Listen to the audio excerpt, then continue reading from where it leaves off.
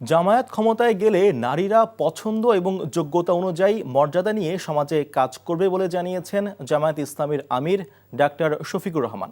মহান মে দিবস উপলক্ষে রাজধানীর পুরানা পল্টন মোড়ে বাংলাদেশ শ্রমিক কল্যাণ ফেডারেশন আয়োজিত আলোচনায় তিনি একথা জানিয়ে বলেন, অথচ জামায়াত ইসলামীকে নিয়ে অপপ্রচার চালাচ্ছে প্রতিপক্ষ।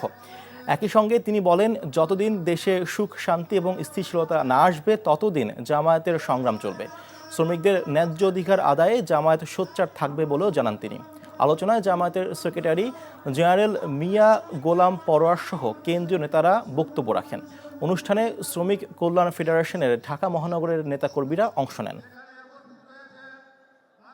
প্রতিপক্ষ আমাদের বিরুদ্ধে অপবাদ ছড়ায়, জামাতে ইসলামী ক্ষমতায় গেলে মহিলাদের আর কোনো কাজ করতে দিবে না, ঘর থেকে বের হতে দেবে না। আমরা আমাদের এই বোনদেরকে নিশ্চয়তা দিচ্ছি, তারা তাদের যোগ্যতা এবং পছন্দ অনুযায়ী কর্মক্ষেত্রে কাজ করবেন। দেশের স্থিতিশীলতায় গতিশীলতায় আমরা সবাই মিলে ইনশাআল্লাহ অবদান রাখবো। সেই সাম্যের সোনার বাংলাদেশ গড়ার সংগ্রাম সেই দিনই আমাদের যেদিন মানুষের ঘরে ঘরে সুখ শান্তি এবং মর্যাদা পৌঁছে যাবে। বান্ডেল থাকলে প্রতি সেনমানিতে টাকা বাঁচবে।